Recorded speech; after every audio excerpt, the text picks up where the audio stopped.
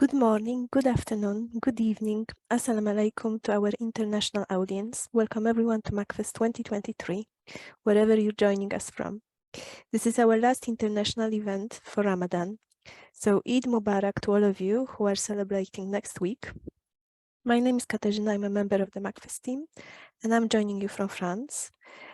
You can tell us, please, where you're joining us from in the chat.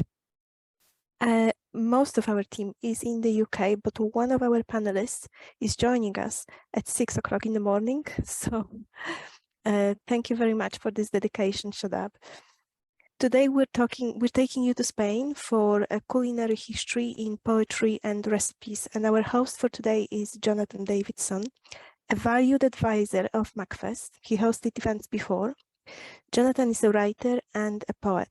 He's the founder of the creative writing development agency Writing West Midlands, and he lives in English Midlands. So please share your comments, share your thoughts. If you have any questions, please put them either in the Q&A portal or in the chat. Tell us where you're joining us from. And on behalf of MACFEST, I'd like to thank you for all your generous donations. They help us create these wonderful events for you. Most of them are free. So please do look on Eventbrite and join us in the future and send more donations, please. Follow us on social media. We are on Facebook, Twitter, Instagram, LinkedIn, and TikTok. And do use our hashtag Spread Honey, Not Hate. So over to you, Jonathan. Thank you very much. Thank you very much, and welcome everyone to this wonderful event. I'm very much looking forward to introducing our two guests and to hearing them talk about this fascinating subject. Welcome, of course, as we've already said, to those of you around the world. I've noticed at least one person from Andalusia, as well as people from the United States and the UK and many other countries. Just for your interest, I'm in a small room in Birmingham in England, Birmingham being England's foremost city in the opinion of anyone who happens to live here. It's a city in the middle of the country. But my pleasure today is to introduce our two writers. We have with us on the screen Shadab, Zeest, Hashmi and Yvonne Maffei, and they both will be talking about culinary heritage of Al-Andalus, the region in Spain. The way the event's going to work is I'm first of all going to introduce Shadab and ask her to give a short presentation. And we're fortunate in that she's also a poet. So as well as talking about her research work, she'll be reading us some poetry, responding to that work. And we may well get a poem towards the end of the session as well. And then once she's finished, I'll then introduce our second speaker, Yvonne Maffei, and she will give a short presentation about her research and her area of interest. And then we will have some questions. To make the questions slightly easier, we have a Q&A function on the webinar. So if you would like to ask a question, you can put that information in, the question at any point, and I will hopefully come to it as when the time comes for questions, and I will share your questions with our two speakers. And then we will finish, as I say, I'm hoping with a final poem. So we're all set. Let me start by giving a more detailed welcome to Shadab Zeest Hashmi. She is a Pakistani-American poet and essayist. She's the author of 4 books, winner of the San Diego Book Award, Sable's Hybrid Book Prize, the Nazim Hikmet Poetry Prize, and has been nominated for the Pushcart Prize on multiple occasions. Her work engages with history, cultures of encounter, the life of the spirit and aesthetics. She's presented at many literature festivals, to museums, academic institutions and conferences across the US and abroad. Her poetry books include Coal and Chalk and Baker of Tarifa, and a book of prose and poetry titled Ghazal. And her latest book is Cone, a hybrid memoir about growing up in Peshawar, the border between Afghanistan and Pakistan during the period of the Soviet War. Her poetry has been translated into Spanish, Turkish, Bosnian and Urdu, and has appeared in numerous anthologies and journals worldwide, most recently McSweeney's In the Shape of a Human Body, I'm Visiting the Earth, and the Best Asian Poetry 2021. She's taught on the MFA program at San Diego State University as a writer in residence, and her work has been included in the language arts curriculum for grades 7 to 12, as well as college courses in creative writing and the humanities. She's clearly a very erudite and knowledgeable speaker, and I'm delighted to welcome her to share a presentation and to share some of her poems. Shadab, good afternoon, good morning, welcome. Thank you very much, Jonathan. I'm very honored to be with you today at MACFEST. I'm joining from San Diego. It's 6 a.m. here, and it's Ramadan. So we just had our sehri, our morning meal, and ready to begin our fast. I am going to be presenting the history briefly, history of Al-Andalus, and then I'll move on to the poems. And here we go. So the slides that you see there are some photos that I may give some details on as well. So the brief history of Al-Andalus here. Al-Andalus, or Muslim Spain, 711 to 1492, brought together the three Abrahamic peoples and influences from three continents, Africa, Asia, and Europe, in a legendary time of La Convivencia, or peaceful coexistence. Baker of Tarifa is my series of poems that tell the story of Al-Andalus in the voices of figures, historical and fictional, living in the Iberian Peninsula under Muslim rule. Fern, or in Arabic faran, the central metaphor of the book, baking bread in a fern, Arabic term for a communal oven, pays homage to the idea of welcoming diversity. These neighborhood ovens were used to bake dough from homes of Muslims, Jews, Christians, and others for centuries. To me, the fern is a symbol of collective nourishment. The Spanish Inquisition, Al-Andalus suffered periods of conflict and intolerance throughout the near millennium of its history. Its final collapse began in 1478 with the rising power of the Catholic monarchs, spurred by the brutal force of the Spanish Inquisition, ordered by Pope Sixtus. Erasure and recovery. Granada, the last bastion of Al-Andalus, fell in 1492. The Catholic monarchs used the machinery of the Inquisition to commit wide-ranging atrocities that caused the complete erasure of Andalusi history, including its culinary culture. Around the 500th anniversary of the Reconquista in 1992, the Reconquista refers to the conquest of Spain by the Catholics, which took nearly a millennium, and it happened in 1492. So in 1992, around the 500th anniversary, scholarly work began to emerge, most notably Salma Khadra Jayusi's volumes titled The Legacy of Muslim Spain, based on which some of the history continues to be recovered. And the photos that you see here, the top one is the Great Mosque of Alhambra, the Great Mosque of Cordoba, which was built in the 8th century, middle of the 8th century. And the other picture that you see is shows the Roman bridge and the area where there is this beautiful mosque, Mosque of Cordoba, a cathedral, and a synagogue, all within they're all adjoined actually. So next slide, please.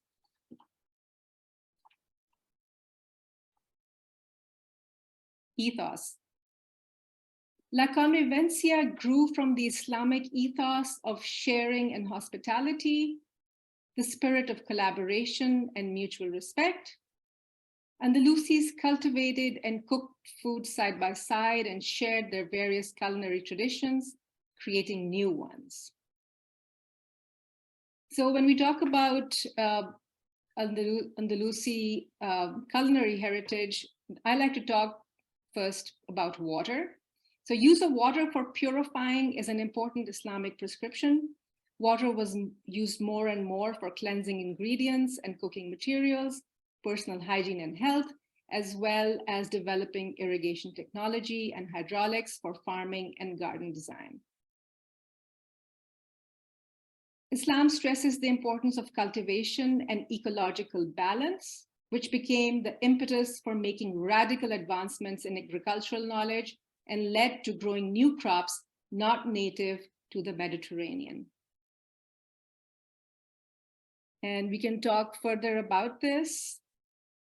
And so next slide for now, please. Culture. Cordoba was the most important urban center of Europe at this time. We're talking about the 8th century onwards, up until the 10th, 11th century. And other cities like Sevilla and Toledo also became important urban centers just around that time. But Cordoba was the first one. Advanced concepts of health and hygiene for public consumption of food were developed, including manuals for public vendors and inspections. The flux of travelers from the Muslim world brought in trends, influence, and material culture from societies that were far ahead of Europe, such as Abbasid Baghdad, in integrating past learning with innovative technology and ideas. Some aspects of Andalusi food culture were shared with the traditions, taste, and trends of the Eastern Muslim world and the Maghreb, and some were singularly Andalusi. Among the notable aspects of the culinary heritage are the following: books. So this civilization is known for books.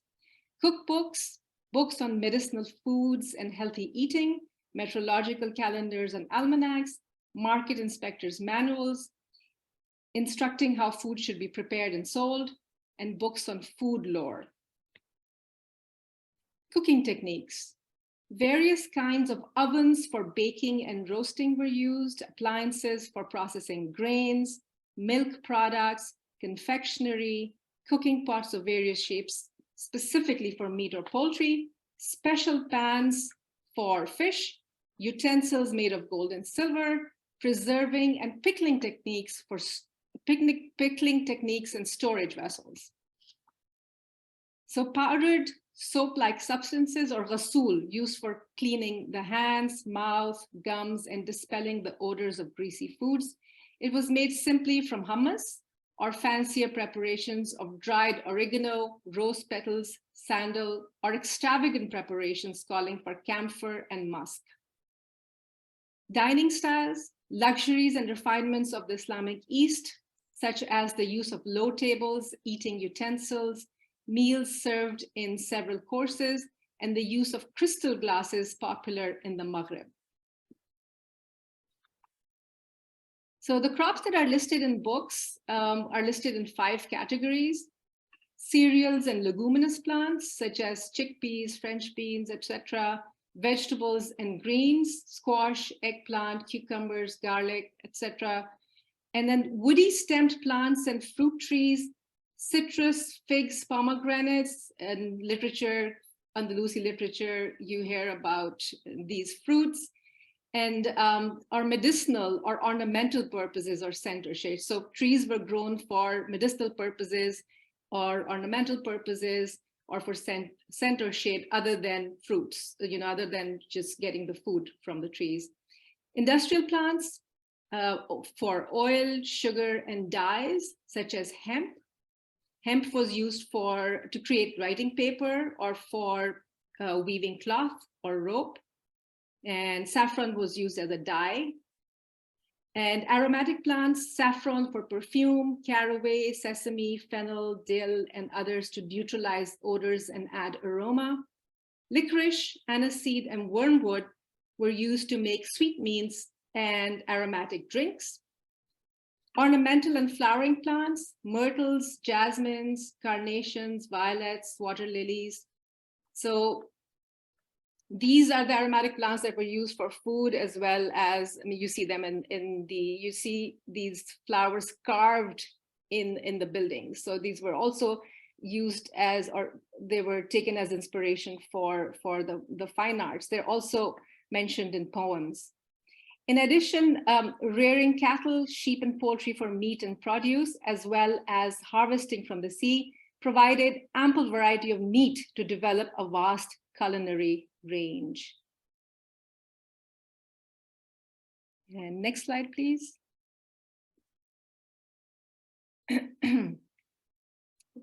The Inquisition and reflections of Andalusi history in modern Spanish culinary culture. Practicing the Islamic way of life was severely punished during the Inquisition. Ramadan fasting was disallowed, as was the Eid feast. Washing of hands and feet suspected to be wudu or ritual ablutions were strictly banned. Uttering Arabic or wearing new clothes on Eid were punishable crimes. Pork was force-fed to new converts from Judaism and Islam as a way for them to prove their full conversion to Catholicism. Books were publicly burnt in massive book-burning fires. These included books of recipes, culinary knowledge, and aesthetics. Spain's food culture continues to be dominated by pork. Spain's culinary heritage was wiped out thoroughly and effectively by the Inquisition. And in the past 500 years, the aromas and subtle tastes of a diverse and varied cuisine developed over a millennium have been lost. In recent years, some aspects and types of Andalusi cuisine have returned on the scene, thanks to interest in the global palate of tourists or the craft of immigrants from North Africa, or chefs inspired by Spain's culinary heritage of Al-Andalus. And so the photos that you see here, the first one on the left is the Alhambra, and water was used for irrigation technology and for growing crops and for health and hygiene, but also for the decorative element. So when you go to Spain, you visit these buildings, these Andalusi buildings, you'll notice that there are fountains and cisterns and canals, these lovely gardens. The second one that you see in the middle is a model of the Mosque of Cordoba. Then you see a worshiper doing wudu, or the ritual ablution, and he's washing his feet. And so this was punished. Any act that looked like Muslim worship was punished severely during the Inquisition.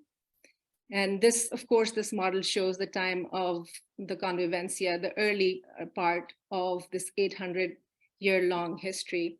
The picture on the right shows a pastry that is filled with meat, nuts, raisins.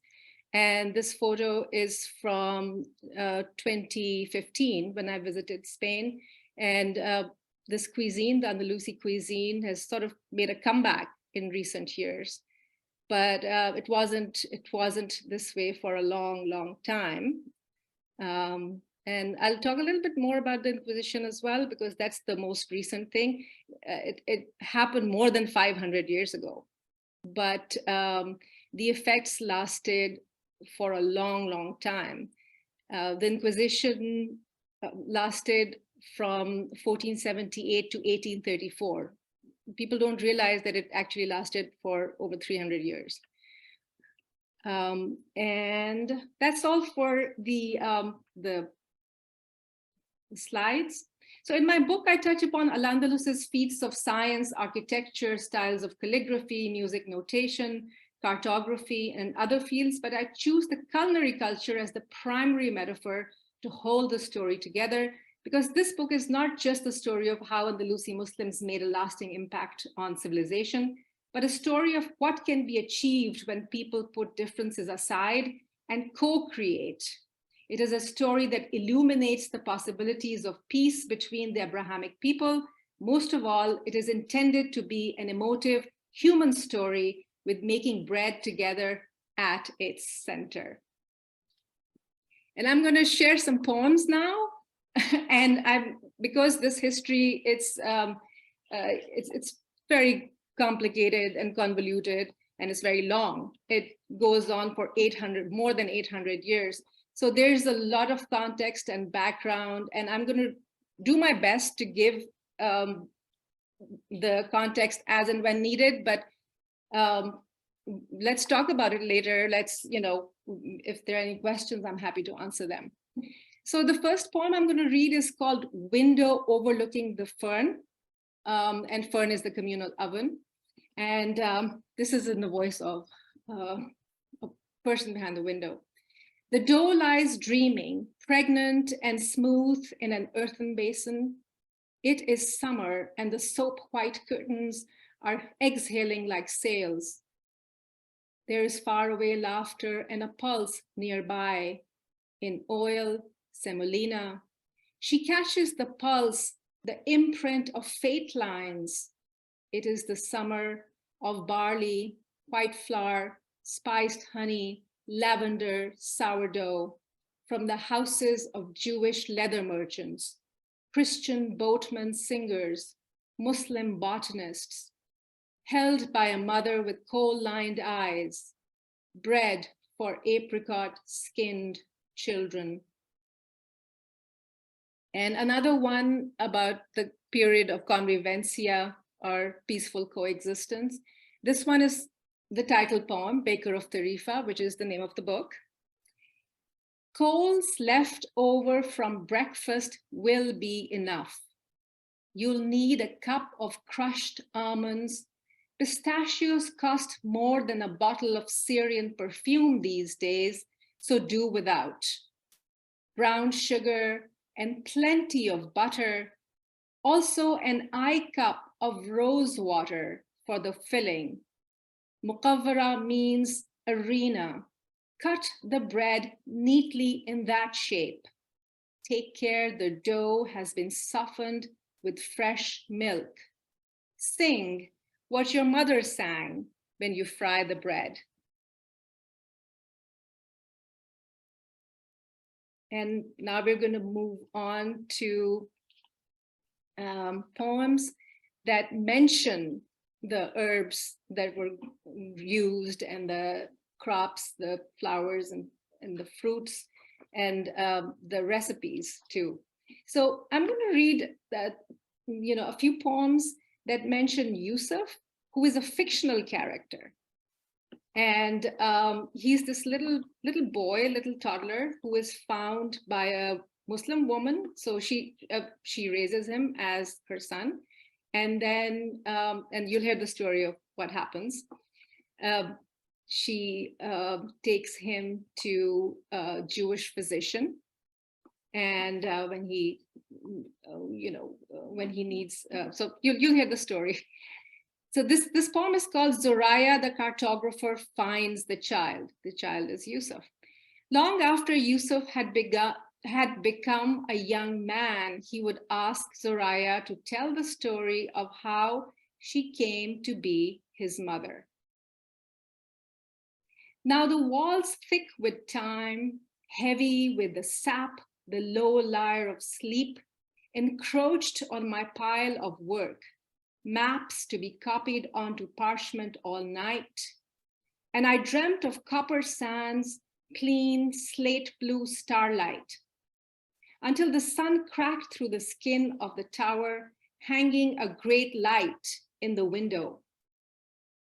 There, under the tree shaped like a pilgrim flask, you were climbing out of a bucket of wild herbs, while the mule and his master slept, surrounded by urns of flax, china, hemp, and God knows what. I saw your white tunic getting caught in brambles as you made for the edge of the river. Like one gone mad, I ran across the Roman bridge with no sandals or shawl. And you came to my arms as if you had always been mine, your long hair smelling of aniseed and sugarcane husk, your small hands muddy and specked with scratches, behind which I saw lines most beautiful. No map of flower or bird-shaped land could compare. No land could compare the seedless dirt beneath my feet. Yusuf was the only word you spoke, and I called you Yusuf, the light of my eyes. So this little boy is all scratched and he needs help. So Zoraya takes him to a physician she knows, and he's called Samuel. Samuel, the physician, becomes a father and calls the child Yosef. So the meaning of Yosef in Hebrew is the same as Yusuf in Arabic, which means interpreter of dreams. The night was shoveling its coal, sighing as darkness licked my work table, piled with seeds, crushed citron leaves, twigs of olive and thyme. There were canisters of oils, green walnuts, bottles of ink, and lime shrubs. I should have been happy with all this life crowding my house as I lit the candles, dusk pouring thickly over my roof. But happiness grows in the beams of your eyes alone. It grows and gives shade. You gaze as if you have always been mine. That day when Zariah, the Berber map maker, brought you scratched by thorns and splinters, that day God made you my son. And we'll now skip a few poems and go on to the section in the book where I talk about the conflicts. So, as I said, the period began with this wonderful convivencia, or peaceful coexistence, where Muslims, Christians, and Jews were cooking together, they were growing food together, and they were writing books together, creating these magnificent works of architecture, art, and science. And then there's a period of conflict. There were intermittent periods of conflicts. This is a long period of history, nearly a millennium. But these conflicts, now that I'm talking about, are leading up to the final collapse.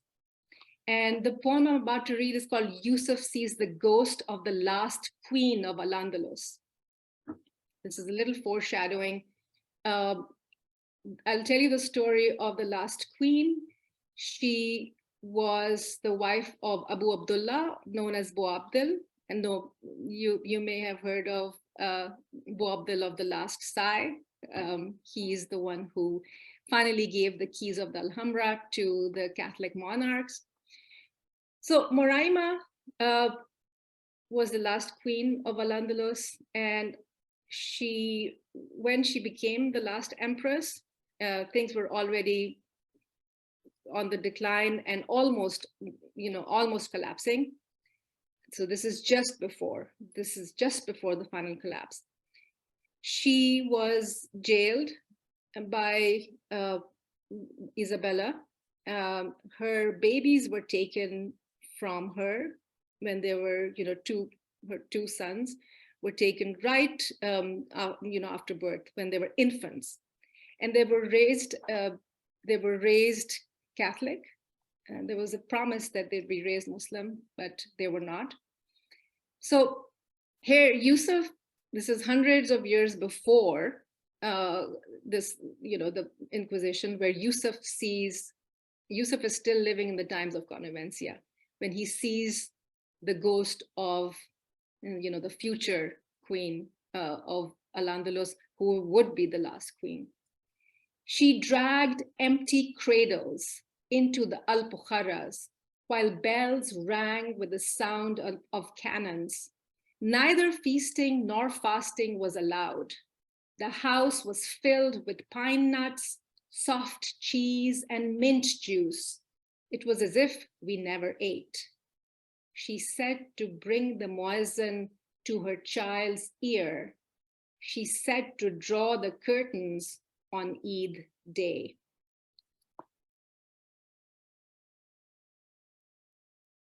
Okay. So I'm going to read another poem this poem is called Montage, and this really, it describes the conflict, how things fell apart, but also I talk about the Andalusian. Here I'm referring to the Andalusian as the person from Andalusia, or Andalusi, Al-Andalus, but also the horse, because as you know, the Andalusian is a famous breed of horses. Montage. The Andalusian is known for sensitivity and intelligence. A Christian chronicler writes of Muslims, the handsomest among them was as black as the cooking pot. Adafina is a cooking pot used by Jews. It is buried in embers on Friday night. The meal is ready the next day. On Friday, Muslims are advised to take the long way home after prayer so they can greet neighbors. Christians must love their neighbor as themselves. Adafina comes from dafn, or buried in Arabic. The Andalusian is often drawn with black pigment. Arabic is a Semitic language. Burnt bones were used to make black. The Andalusian is mostly gray and rarely has a pearl, buckskin, or chestnut coat. The highest commandment for Jews, Muslims, and Christians: love God with all your heart, soul, and mind. The Andalusian is prized as a war horse. Okay. I'm going to end this section now with poem. It's another sad poem. It's called Diary of a Wartime Chef, and it's pretty straightforward. So it's in the voice of a wartime chef. Only winter berries, wild mushrooms, and each of us half the man he came. No more of heroes. Instead, they want to hear advice. Always keep the mortar clean. Recipes. Before frying in sweet oil, slash and coat the eggplants with a mixture of egg whites, pepper, cilantro juice, murree, and powdered lavender. Serve hot with segments of citrus. They fall asleep between bread and entree. And more advice: use medium-sized eggplants. They lay there emaciated. Remember to fill the cuts with salt to remove bitterness. That's all from me. Thank you very much, Shadab, for that really fascinating presentation and those beautiful poems. And that final line echoes with us, to remove bitterness, which is clearly one of the things that prompts you in your work. When we've heard from our second speaker, we will be asking you some more questions, and I'd be very pleased to know why you've been so drawn to this particular subject and spent so much of your creative and academic life studying it. If other people have questions, please do put them into the Q&A function of the webinar. We have a few questions here already, which we'll try and answer, and I will have some myself as well, but we'll get to those once we've heard from our second speaker. So I'm delighted to welcome Yvonne Maffei, who is also up at a rather early hour in a part of the globe. I will give a full description of your work, Yvonne, if I may, and then we'll ask you to give your presentation. So Yvonne is a food writer and travel writer, independent researcher, author, entrepreneur, and a halal economy subject matter expert. She is the founder of the first website on halal food and cooking called myhalalkitchen.com, with a mission to make global cuisine halal and to spread the concept of culinary diplomacy as a means to bring people to the table to share common values. Yvonne's work has been featured in the New York Times, Chicago Tribune, Forbes magazine, CBS Religious and News, etc., in very many places. Her own culinary interests and ethnic background are Sicilian and Puerto Rican, and they've led her research interest towards studying the cuisine of Al-Andalus, Arab Sicily, and the Ottoman Empire's palace foods. She's lived and travelled in many countries outside of the United States in order to dive deeper and learn historic and modern culinary applications in such places as southern France, Italy, Spain, Morocco, the Greek islands, Turkey, Bosnia, and Croatia. Her cookbooks include My Halal Kitchen in 2016 and Summer Ramadan Cooking in 2013. I'm delighted to welcome you, Yvonne, to give your presentation to talk about your area of expertise. Thank you so much. It's an honor to be here, and it's a pleasure to finally join MACFEST. Thank you so much.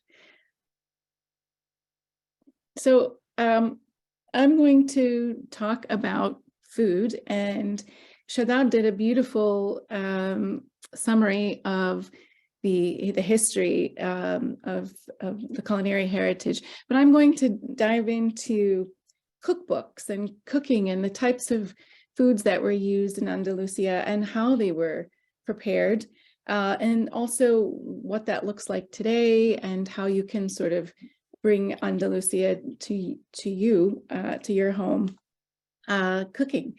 So if you could just go to the next slide, please. So we're talking here, this is the map of Andalusia, but in my research, I've noticed that in a lot of the books that I've been reading lately, there's also mention of Sicilian food and North African food. So there's so much overlap in everything that I've been researching. So I find it very interesting, and I find it was a little bit hard to find a place to stop because I was going so deep into this topic. If you could just go to the next slide, please. So the historical background here, Shadab did mention a lot about this, so I don't want to, double up the information, but the recipes, the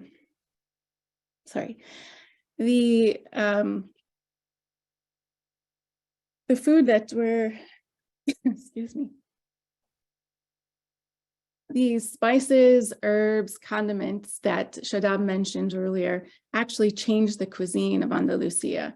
So what I found interesting in a lot of the cookbooks were that there was a very big focus on pleasure and aesthetics in the food, which also in the cookbooks, there was a lot of talk about digestion, nutrition, and all of these things should be pleasurable and contribute to healing. So a lot of the recipe books that I did find, they weren't just about recipes and cooking. There were also a lot of advice on healing the sick, foods that would be good for somebody who was ill, things to avoid, the types of pots to cook in and types of pots to avoid. So that was very interesting.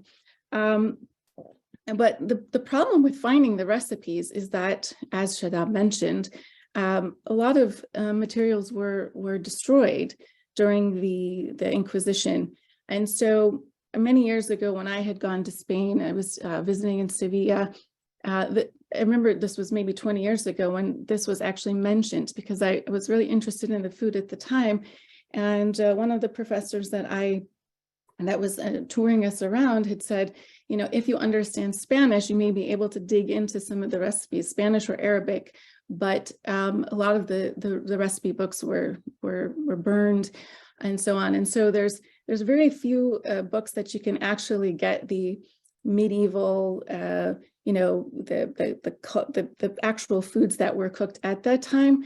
But if you also look at not just Andalusia food, but books, for example, that go back to, there's two books I'll mention a little bit later, but this one is called A Baghdad Cookery Book, and this one is called Medieval Cuisine of the Islamic World.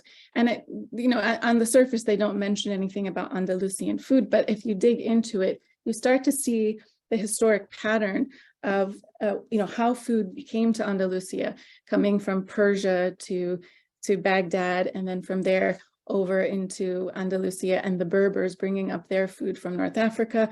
And so you start to see this blend of where, the different spices came and contributed to the cuisine. So Andalusian cuisine is actually a mixture of Persian and Arab and Berber. So that's where a lot of the different spices make it very interesting, coming from these two empires and up into Andalusia.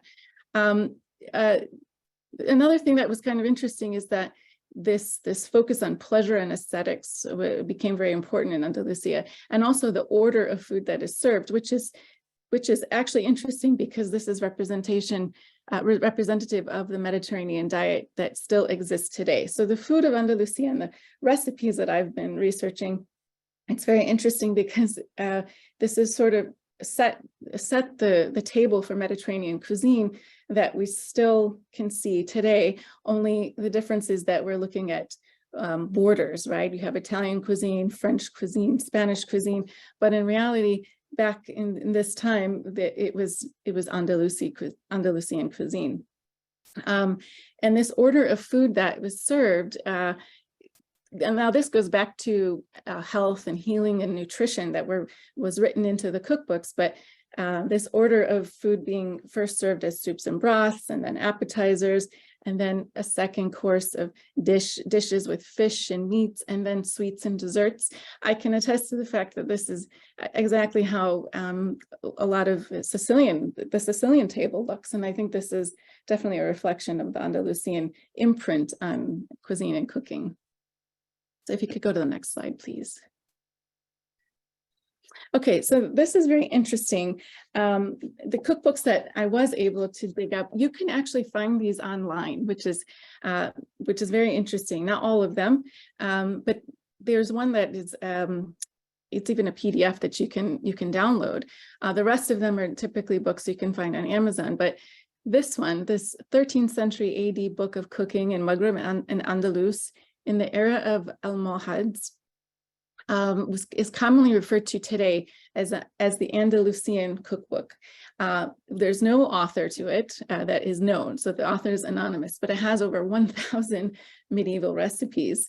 And this was fascinating because a lot of these recipes, you could read through them and you could kind of figure out how you can make something from them, but you have to remember that some of the ingredients are not the same as what we might cook with today. For example, lamb's tail fat is something you still find in places like Turkey, but in the US and the West, you can't really find those kinds of things to cook with, but you can always make do with other ingredients. But there is a recipe here. I'm going to mention it in just a moment, but it's fascinating because it's something that was common, but it's pretty involved. Let me just read it now. So this is a recipe from a royal dish published in the early 13th century book on Spanish North African cuisine by an anonymous Spanish Muslim author from Valencia. So the recipe goes like this. One takes a fat young sheep, skinned and cleaned. It is opened between the two muscles until that is in its stomach is carefully removed. In its interior, one puts a stuffed goose, and in the goose's belly, a stuffed hen, and in the hen's belly, a stuffed young pigeon, and in the pigeon's belly, a stuffed thrush, and in the thrush's belly, another stuffed or fried bird, all of this stuffed and sprinkled with the sauce described for stuffed dishes. The opening is sewn together, the sheep is put in the hot clay oven or tannour, and it is left until done and crisp on the outside. It is sprinkled with more sauce and then put in the cavity of a calf, which has already been prepared and cleaned. The calf is then stitched together and put in the hot tannour and left till it is done and crisp on the outside. Then it is taken out and presented. So this is a huge animal stuffed with a smaller one and a smaller one and a smaller one. And, this is something you see maybe only in high-end restaurants today. I've just watched an episode about cooking in France, and this exact recipe was portrayed by world-renowned chefs. So it's very interesting. Next slide, please. So the food and recipes of Al-Andalus really represented this, the culture, and the culture that was formed had a lot of emphasis on aesthetics, beauty and high art.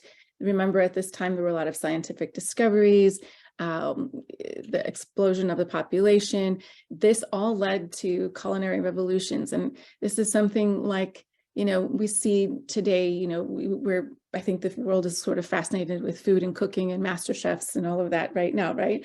But when I think about this time period, I think about all of the different cultures that were coming together, and the various religious groups, right? Jewish, Christian, and Muslims were living peacefully together, coexisting. And so you had all of their traditions as well.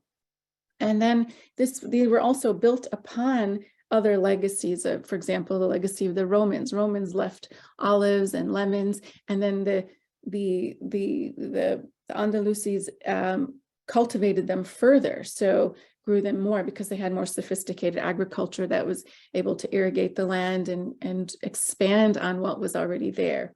What I found very interesting was that wine was tolerated, and I don't know if this was the entire period of from 711 to 1492, but that was something I didn't expect to find. Again, we find mixtures of Persian and Roman ingredients and cooking methods mixed in with Andalusi cuisine. And nearly all of the traditional mixes included a mix of sweet and savory, which is something you find also today. Again, I keep referring back to Sicilian food because when I look at some of the most popular Sicilian dishes, they are of Arab origin. There's a dish called caponata, which is eggplant, and it has vinegar in it, vinegar and sweet to make it sort of that sweet and savory kind of mixture. So this was something very common, but most commonly honey and raisins were used to sweeten foods, and later on sugarcane, when it was developed, then much more sugar was introduced. Next slide, please. Okay, so yeah, you can't mention Andalusi cuisine without talking about the spices and condiments, and this is not an exhaustive list, but this is a picture of Ras El Hanout, which is a Moroccan mixture of over 20 spices, and again, this is what was brought up by the Berbers through the Persians and the Arabs, through the Arabs, but they were building upon the Persian cuisine and empire that was in the East. So you have cumin, cinnamon, nutmeg, cardamom, cloves, black pepper, turmeric, coriander. I mean, the list goes on. And then there's saffron, mint, parsley. I mean, you can't not talk about Andalusian cuisine without the mint. I mean, that's I think when you look at Moroccan food today, if you pick up any cookbook on Moroccan food, that will give you a very, very clear recipe repertoire to build on to see what was an Andalusi cuisine, because it really is a reflection of that. I mean, if you look at the geography, the closeness, you know, there is no way that the two don't overlap. And so if you wanted to explore Andalusi cuisine, go to a Moroccan cookbook and look at the history there and read up on a lot of things, because that's the most common overlap that I see. There's something called mouri that's mentioned a lot, and I know Shadab mentioned it as well. I've not ever had it, but it is mentioned a lot in the recipe books as a fragrant, spicy condiment that has an umami-like flavor. That's something I would like to try when I go back. Also in the recipes, I noticed the discussion on olive oil and vinegars as perfuming the food, which I thought was nice. And if you think about it, both olive oil is fragrant as well as certain types of vinegars. So again, they were very interested in the aesthetics and the healing nature of both the food's presentation and constitution. There's also something called al-mouri, which was a paste of salt, honey, raisins, pine nuts, almonds, hazelnut, and flour. And this was used to add to foods. It was dried in the sun and then broken up and added to foods, but they also made cakes out of it. This is something I've not seen, but something I read quite often in the recipe research. So bread. This is interesting because I'm always talking to people about you know, today we have a funny relationship with bread, but I've always thought, you know, bread is the stuff of life, right? And going back into the recipe books, there's a lot of mention about the introduction of durum wheat, and that was very abundant. But they also ate things like rye flour, barley, millet, and of course semolina, which was used to make couscous, was brought by the Berbers and then introduced by the Almohads in the 13th century. So this is about, you know, this is way into the Andalusian Empire. what I found this quote very interesting, and this is an Andalusi quote. It said, rather than eating something with bread, you eat bread with something. So this is how important bread was and actually still is in Moroccan culture and Andalusi culture. So I think that is universal in lots of Southern Europe as well. Next slide, please. Okay, thank you. So some of the common meats that were eaten, rabbit, mutton, beef, and veal. And they were either roasted, fried, stewed in something called a tafaya. And also this addition of fruits, nuts, and spices. So one of my favorite dishes, it's a Moroccan dish, but it's exactly what we see in Andalusi cuisine in terms of what is mixed and combined together, is something called the birrawat. And maybe I'm not pronouncing it right, but many of you probably know what that is, where it's ground lamb that is where you add aromatic spices like cumin, coriander, cinnamon. Cinnamon is key. And then adding something like a raisin, any type of raisin to it. And then it's rolled into a phyllo dough, and then you shape them and then fry them. And that's something that was very typical, that combination of meat with cinnamon and nuts and fruits. Well, this also has almonds in it, is quintessentially Andalusi cuisine. And I did mention that the famous recipe of the calf that's stuffed with the lamb, stuffed with smaller birds. And this roast lamb recipe was made for the Syed Abu Ala in Ceuta. So this is a very popular recipe. You could actually read if you go online and go to some of these Andalusian cookbooks, or if you go into the other medieval cookbooks that I did mention.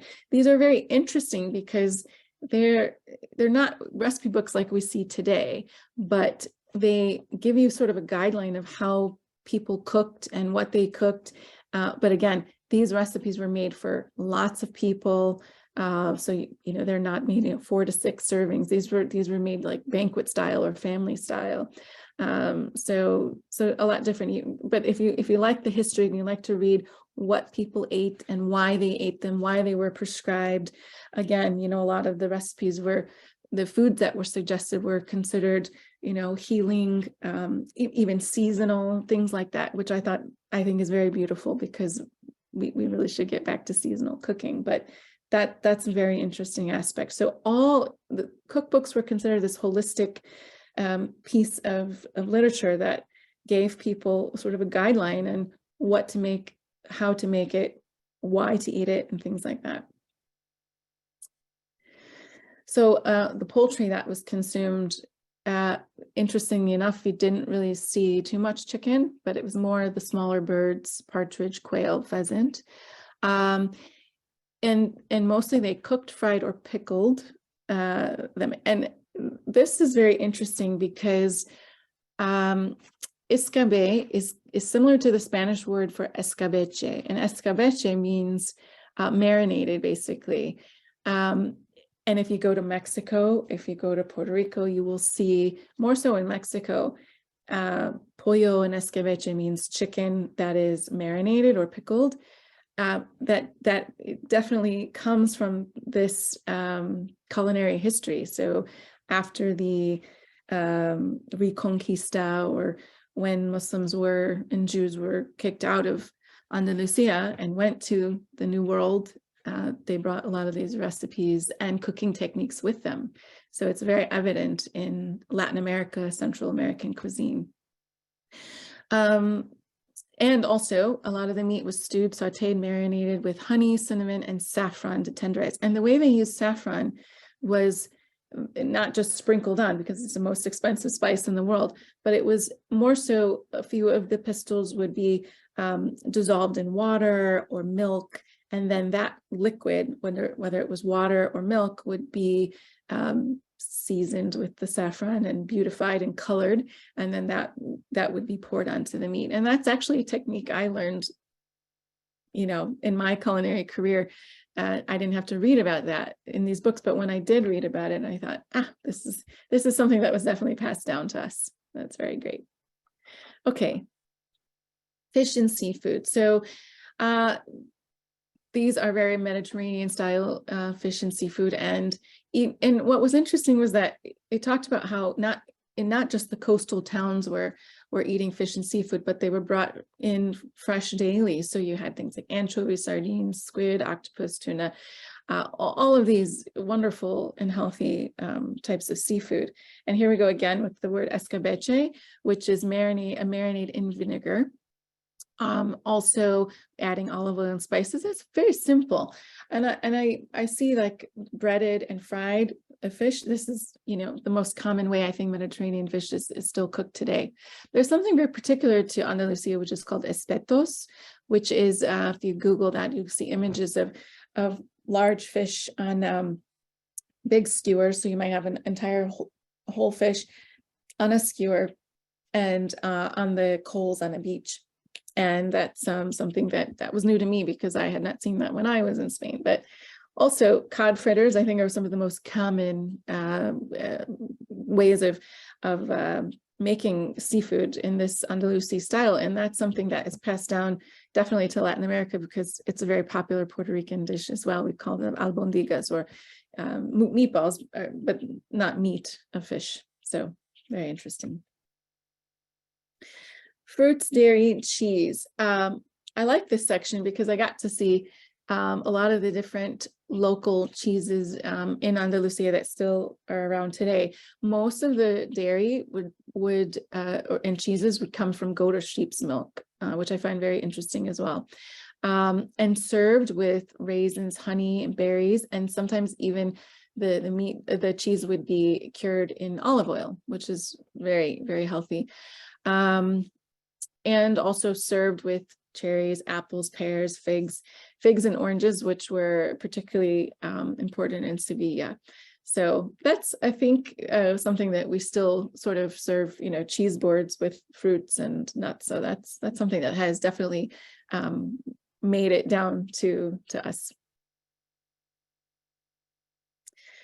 Vegetables and legumes. So we have with this explosion of agriculture and irrigation and the use of water, and you can't farm without clean water, right? So that helped contribute to this explosion of variety of agricultural products. What I found very interesting was that vegetables, instead of being mixed the way with meat, the same way that we cook today, I think a little bit more commonly, they were served more as a meal in and of themselves to sort of highlight the beauty, the aesthetics, and the nutritional value of those vegetables, which is actually very common in Italian way of eating as well. So I thought that was kind of interesting. And nuts, Shadab mentioned as well, pistachios, almonds, pine nuts, very frequently added to vegetable dishes or desserts like marzipan, which is the almond paste specialty that I think I have on the next slide. Yes, and everybody's favorite desserts, sweets, and drinks. So again, almonds, pistachios, pine nuts. A lot of dishes were flavored with rose water, orange blossom water, and bathed in honey. I think that most of us who love Middle Eastern food will know that this is part of, this is what you do when you make baklava, right? You soak the final mixture with the rose syrup or orange blossom syrup. But I love the bathed in honey part because that just makes it very delicious. So again, some of the most common desserts were made of rice. So, or there's rice puddings, that was a common one, and horchata. Horchata is actually a very popular drink in Mexico, and it's basically rice water. So I thought that was very interesting. Saridas, or bread puddings, those are mentioned very, very often in the books. Cheesecakes, almojábanas, churros, which are still, if you go to, Spain and Mexico, churros are those like basically Spanish donuts, right? And they're fried and they put lots of sugar on them. But originally they were instead of sugar, they would add boiling honey to them. And then you have teas and waters, plain waters infused with orange blossom or rose water. So that that beautiful smell and that aroma is lovely. And I just the thought of it is very quintessential Andalusia. Okay, popular recipes of the time, which are still in existence today, are things like cold tomato soup or gazpacho. That's a very popular dish that you still see today. Espetos that I mentioned are the grilled prawns or fish that is typically found on the beaches. Tapas, which are little dishes of things mostly served in bars and little restaurants all over Spain. Hot soups and stews, and lots of fried foods.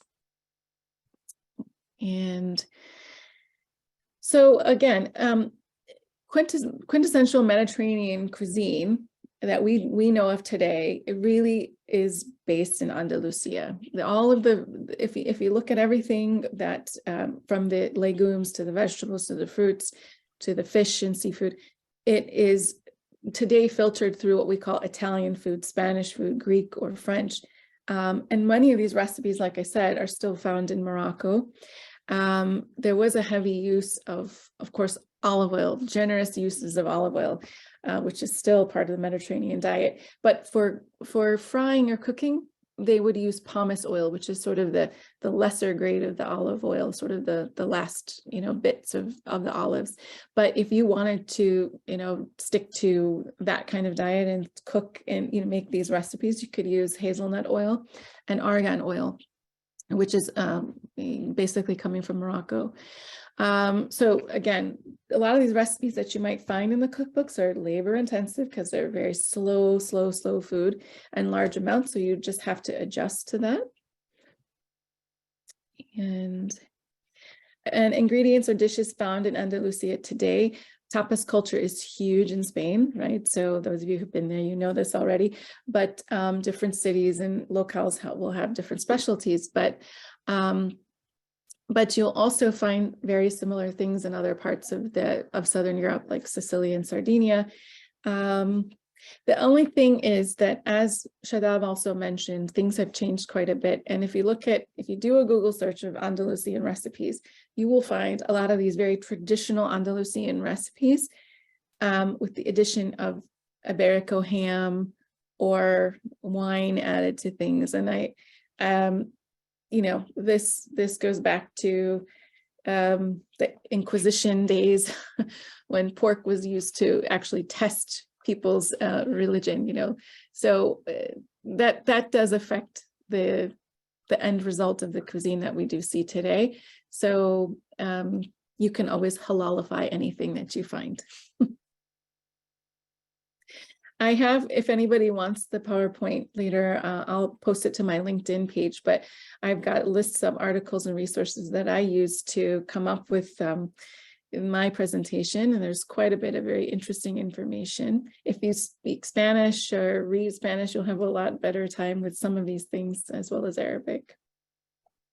And here's some of the books that I would recommend. I showed you 2 of them, but also any Moroccan books, Moroccan cooking books that dive into the history are really great for this. One of the best books was Medieval Cuisine in the Islamic World. It's very fascinating, a very fascinating read. And that's it for me. Oh, and I do have I'm showing just a little bit of we're not doing a cooking demo today, but this little parfait, it was a recipe that I found in one of the books, Moroccan cookbooks, but it is quintessentially Andalusian because it doesn't look like much. But at the bottom, you have chopped dates that you infuse with orange blossom water for about an hour or 2. You don't really have to infuse it that long, but the smell is so aromatic. It's amazing. And then you add yogurt to the top and some chopped almonds and mint, and that's it. And you can just stir it around. But I thought these are great little iftar cups if you want, but that orange blossom water and dates is just a really wonderful combination. And so this is quintessentially Andalusian ingredients, but found in Moroccan cookbooks. So I highly recommend people try that. Well, Yvonne, thank you so much. You have, well, tortured us really with these Sorry. stuff. Sorry. I'm not the only person thinking I can't wait for this to finish. And if you are watching us and you happen to be fasting, then obviously it's going to be even tougher for you. But there's a lot to look forward to. I'm going to ask possibly one question of each of you, and then I'll go back to the questions we've had in the Q&A section. There's also been many questions and comments on the chat, so hopefully Shadab and Yvonne, you'll be able to have a look at the chat. Lots of very knowledgeable people tuning in, which is lovely, but also some very interesting questions as well. My first question to both of you, we'll start with Shadab, is to just ask you to briefly say why you've been so drawn to this cuisine and why you've spent so much time. Although having heard Yvonne describe the food, I can kind of understand why, but perhaps there's more to it than that. Shadab, first of all. So, Yvonne, that was lovely. I really enjoyed every moment of your presentation. And thank you, Jonathan. I think, so the answer is very long. I'm gonna not make you suffer through the whole answer, but because I've been working on this project for decades now, since I was in college. So I was drawn to this whole subject of Al-Andalus when I came across Andalusian music. So that was the first time that I actually learned about how the spirit of collaboration built this whole civilization that was thriving for 800 years, more than 800 years. And so, I mean, I began my project because I was interested in the spirit of collaboration. And then food was among the first things also, along with music, that sort of manifested itself in that, you know, as a product of that spirit of collaboration. So there's so many subjects that I cover in my book, along with the culinary aspects of Al-Andalus, that you know, that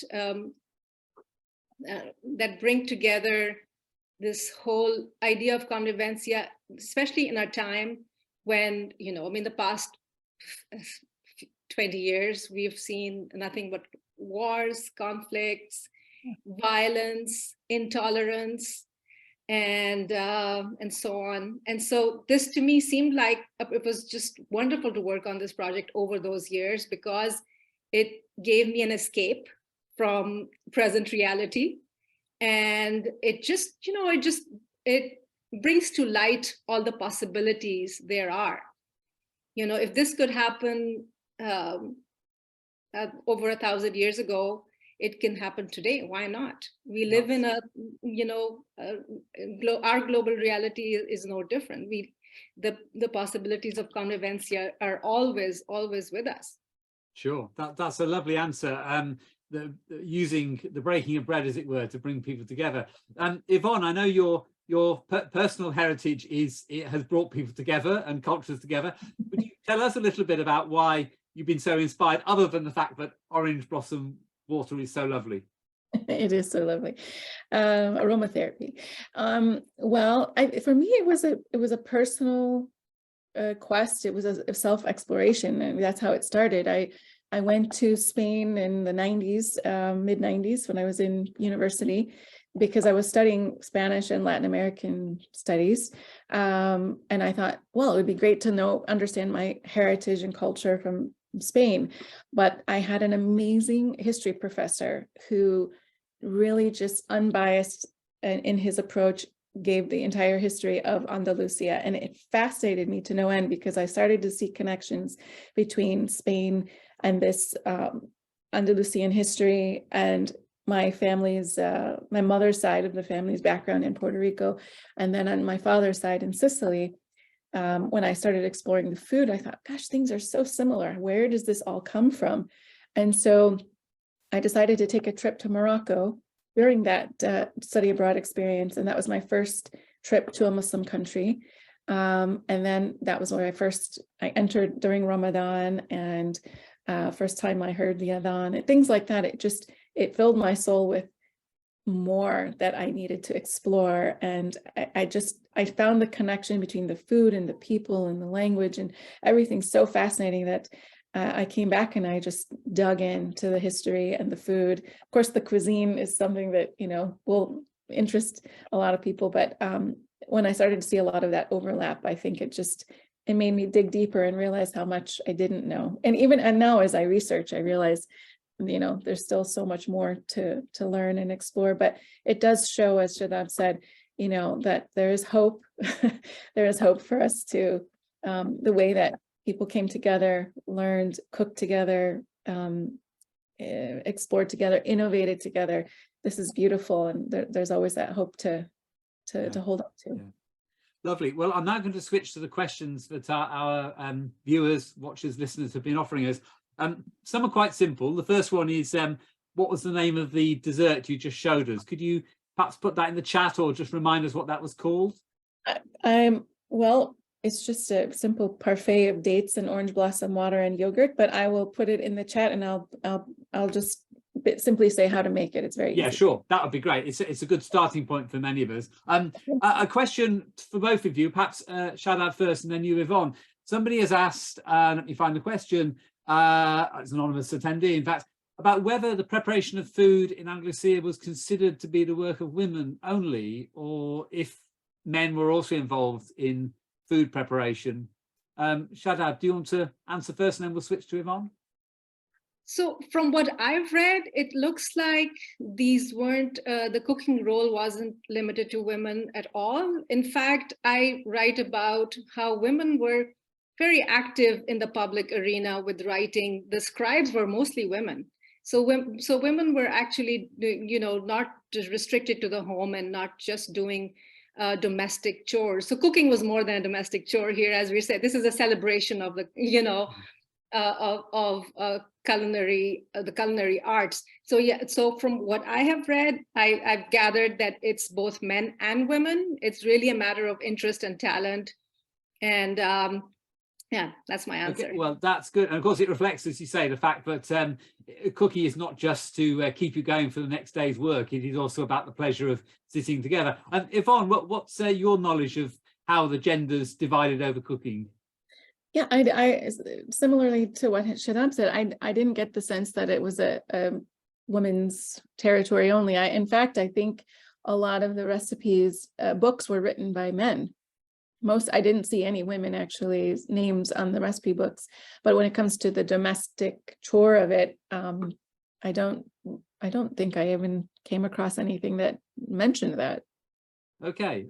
I'm afraid to report, but occasionally men put their names on books they haven't written. That has happened in the past. That has happened in the past, and I would. That's a possibility. Yeah, that's a research in and of itself. Yes, and now a very detailed question. I'm not sure which of you might answer it. I'm going to have to read it very slowly. Mentioning pickles, did you mean acetic or lactic fermentation, or simply vinegar maceration? I vaguely understand that. Yvonne, do you want to answer that question? Yeah. That was a vinegar maceration. Okay, that's good. I will clarify next time. Fine, that's wonderful. And another question, again, it might just be a yes or no question. Let me find it now. Was did they use? I've lost the question. Tangines. Tangine. Do you know the cooking festival? I'm probably yes, they did. Yes. Were they used in Andalusia? You're going to demonstrate now. Oh. Here's one you prepared earlier. Yeah. Has that got anything in it, Yvonne? I do hope it has. Not yet. Oh, okay. All right. There's still I'm not time. going to torture you with that. So that particular vessel, that shape, which is very familiar to people, would that have come from that era of cuisine in Andalusia? Yes. Shadab's nodding as well. Yeah. Yes. It's described.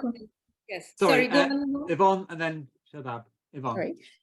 I was just going to say the conical shape is brilliant because this is how meat is. It's a fantastic way to steam meat in the healthiest way, and it was designed specifically the shape and the materials for that, which is brilliant. If you think about it. Shadab, do you have anything to add to that? No, nothing to add. But can I just pick up? Yvonne mentioned the healthiest way to cook, and you, Shadab, in your presentation mentioned on a number of occasions the importance of cooking in a certain way to aid digestion, to help us eat properly. I can't remember which of you mentioned that the order of eating as well.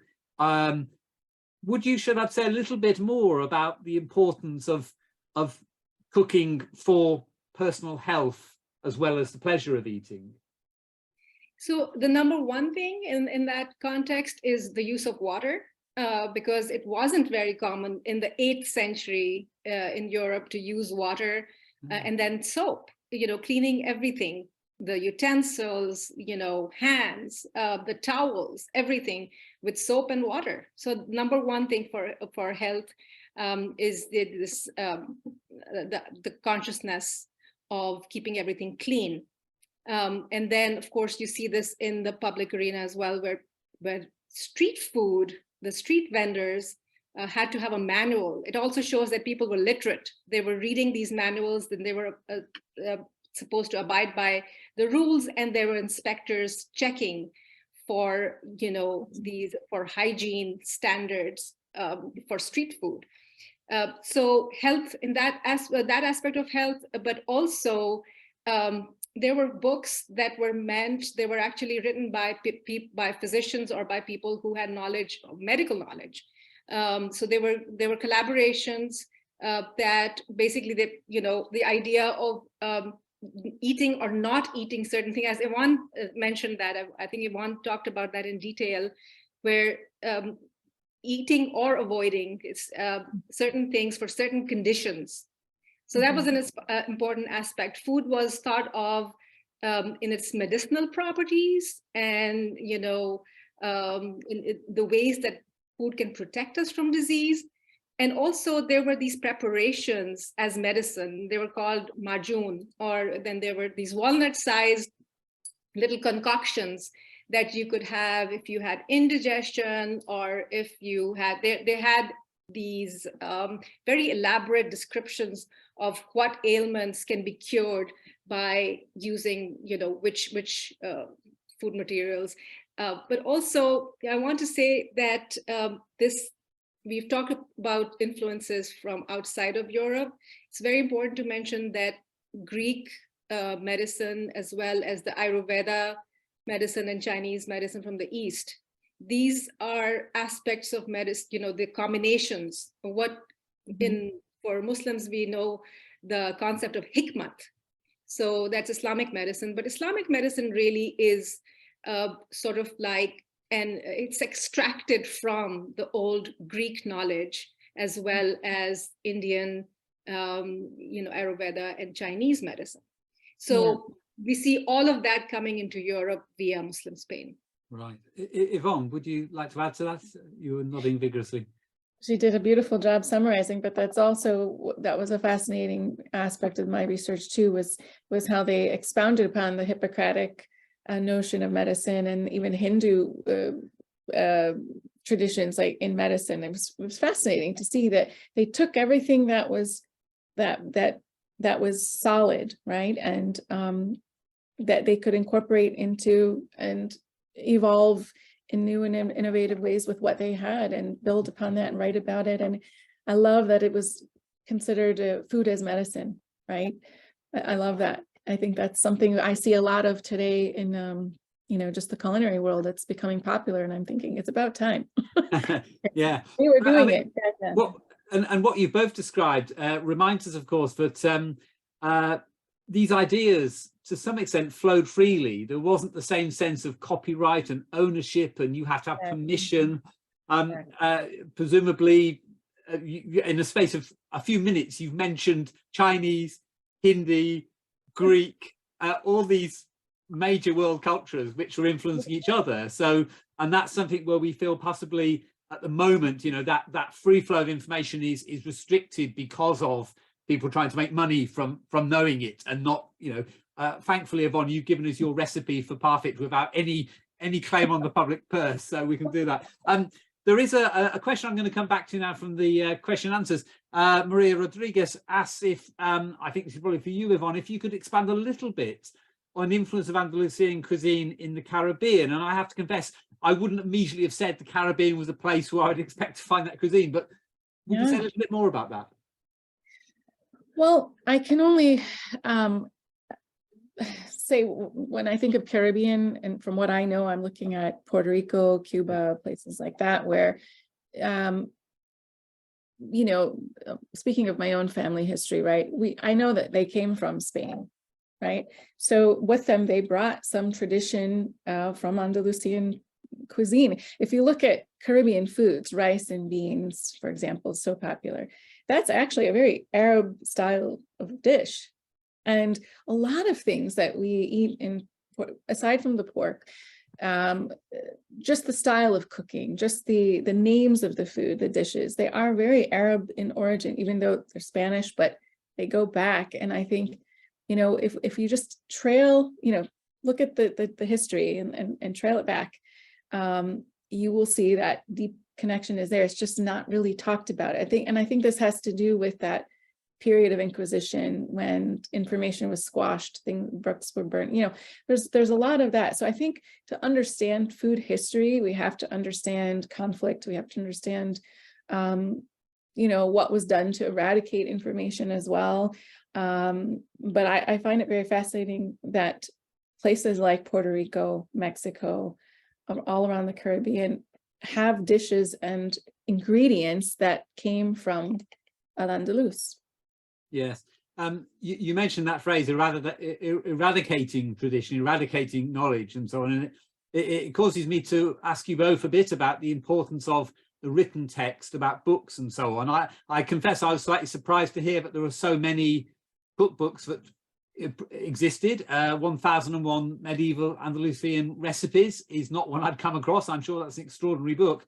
Shadab, you mentioned very sadly the mass burning of texts by the Inquisition, which sadly is something that regimes have a habit of doing. And of course, I hadn't imagined that would have included cookery books, which seem so perfectly innocent. First of all, Shadab, and maybe Yvonne, would you say a little bit more about the importance of publishing and books, which have got permanence about them, for the delightful impermanence of food and eating? That's a beautiful question. Yvonne, do you want to go first? Sure. Well, I think as a cookbook author, the reason I write the books is because I want to preserve knowledge, right? I want to preserve knowledge and information that is passed down to me. It's like a sadaqah, it's like a charity for the next generation, right? And you know, there are thousands of cookbooks out there, right? We can say, oh, there's enough cookbooks, but everybody has a story to tell. For example, my family on my Sicilian side, we've just started a WhatsApp group about food and cooking, just, you know, family stuff, but from everybody's information about the past and relatives and how people did things in Sicily at this town and that, we're finding lost history and information we didn't know existed. And so when you put that thought to paper and preserve it for the next generation, I think there's nothing more priceless than that. It's just that that's why the eradication of it is so significant, right? You know, that's one of the ways that we try to erase people and their thoughts and their culture. It's by not allowing things to be written, right? So I just want to say one last thing about that is in one of the books that I was reading, I think it was early this morning, actually. I was just flipping through, I think it was this book. There was a quote in there that I thought was perfect for this question. And it said, "Cooking continues to cause rivers of ink to flow." And it's beautiful because it means that, you know, everybody has a way of cooking, a story to tell, a history, a garden, something that they produce, or a way of cooking that they innovate that can be passed on and educate the next, you know, the next person, the next generation. So it's so important to preserve how to cook, how to heal with food, how to nourish each other with food. That's definitely a passion of mine. No, and forgive me for not coming to you first as the writer of recipe books, cookbooks. No, it's okay. Sorry, I went on a little too long, but yeah. Shadab, you mentioned books particularly, and obviously you're a poet as well, so you're a writer in another capacity. Say something, please, a little bit about the importance of books from your point of view when investigating this world. So Baker of Tarifa specifically is all about books and bread. And I think of both as nourishment and equally important nourishment. And as Yvonne said, books will contain the memory of all the food that was eaten within a matter of minutes, because what is left is that the memory that's left is all important, because that's the heritage that will go on and on and on for centuries. And so recording things was all important in the civilization of Al-Andalus. And if I had to talk about one thing, this massive accomplishment, over hundreds of years in architecture and science and all those things, I would say it's books, because that's not only, so I think of this civilization as a bridge between antiquity and modernity. And how was that bridge made? It was made via books, because the knowledge of the past, the Greeks, all the learning, the classical learning was put into Arabic first, and then Latin, and then from Latin to Romance languages. So that bridge actually is a bridge of books, really. But also I wanted to talk about, you mentioned the idea of copyright, and I want to talk about a little bit about the spirit of collaboration and the spirit of giving credit where it's due. In the best of times, Muslims, when they were taking this learning from Baghdad and Damascus and all these places, and there was this flux of knowledge from North Africa, Mediterranean, from the East. In the best of times, it was very important to say that we translated this from Greek works, and these are the people who actually wrote these works. So if it was Aristotle or whoever, that learning was recorded as the learning that came from that specific place. And this is also true in architecture.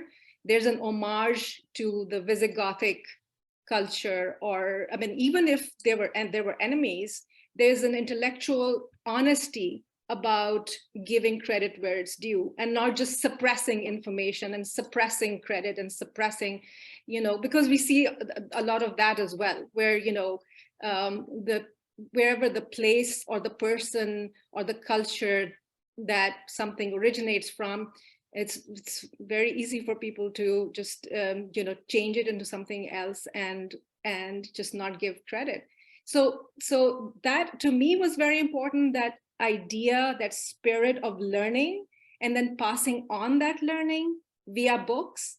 The book culture, there's a lot about book culture, the way the scribes, there were 193 libraries in one city alone. This is at a time where where Cordoba had street lights and libraries, and the rest of Europe didn't have these things. These these urban gifts, early modern gifts. So yes, there's something sacred about books also, especially in the Abrahamic context. Books and learning are considered sort of they're considered sacred. Yes. So, well, those are wonderful sentiments for us to, I'm afraid, finish on. We are going to hear in a moment a final poem from you, Shadab, but I'd like to thank both our speakers, presenters, researchers for what they've shared with us.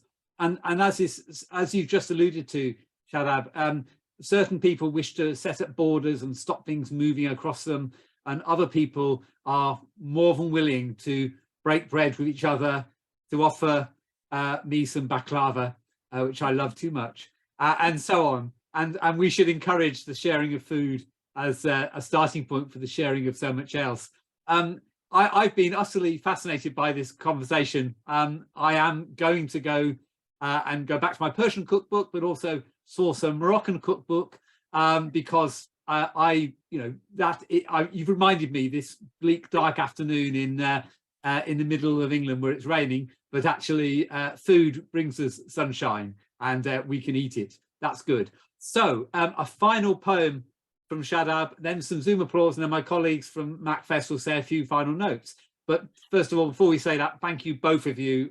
I'm so pleased to have had you speaking, and I'm sure all our listeners will think the same. Shadab, please steer us on our way with a final poem. Thank you, Jonathan. So I'm going to read this poem called Marzipan Roses in the Monastery. And marzipan, as you know, is a mixture of sugar and almonds. Both almonds and sugar were brought into Europe via Muslim Spain. So this is in the voice of a monk teaching how to make marzipan roses in the monastery. And the reason why I want to end with this poem is because it's about food and gratitude, and it's Ramadan. So in the spirit of the Convivencia, this is in the voice of a monk, and this is for people who are fasting this Ramadan. Marzipan roses in the monastery. Saffron in the paste gives it the color of the horizon in summer. Decide on an odd number of petals. Roll out small discs of marzipan. Curl the edges with your thumb and forefinger. Press them into a cone shaped like a friar's nose. Set some apart for ants to smuggle. Give thanks. Thank you. Beautiful. Thanks. Thank you very much. That was absolutely brilliant. Both Yvonne and Shadab, thank you so much for your presentations. Absolutely fantastic. And thank you, Jonathan, for great hosting today, for picking up all the questions. And thank you so much to our wonderful audience, international audience. Thank you for taking part in the conversation. And please join us in the future. I did put some links in the chat, and just quickly to repeat what kind of events we've got coming up. For local people in Manchester and in the Northwest, we've got a couple of events. We've got Turkish floral art, we've got silk painting workshop, Eid celebration, that's an online event where there is more poetry. We also have an event, a musical event in the Lowry. Please do check Eventbrite. All the events are listed there, and follow us on social media. And now I'd like to just give space to Kezra Shiraz, the founder and director of MACFEST, for the final word. Thank you so much. Thank you so much, Katarzyna. Can I say heartiest thank you to our amazing speakers, and to, of course, Jonathan for brilliant hosting. I think the chat speaks for itself. I don't need to say it was absolutely brilliant. And thank you to all the wonderful attendees. They're so knowledgeable. They know a lot. I learned so much. And in fact, that allowed me to pop in an idea myself. I thought I need to ask this guy, is there any topic you like to explore for next year? Love to hear from you. And any recommendation of any scholars, any artists, any people like Shadab, anyone, please get in touch on hello@macfest.org.uk. And thank you for giving us your Sunday, wherever you are, early in the morning. You just started your fast. We are going to open in 3 hours' time, and Bung from Jakarta was already done here. So Ramadan Kareem to everybody. Assalamu alaikum. And I'll be in touch with you too, and Jonathan. Thank you so much for an amazing, amazing event. I cannot tell you how much. And Katarzyna, you've done a brilliant job as always, and Tom in the background. Bye-bye for now.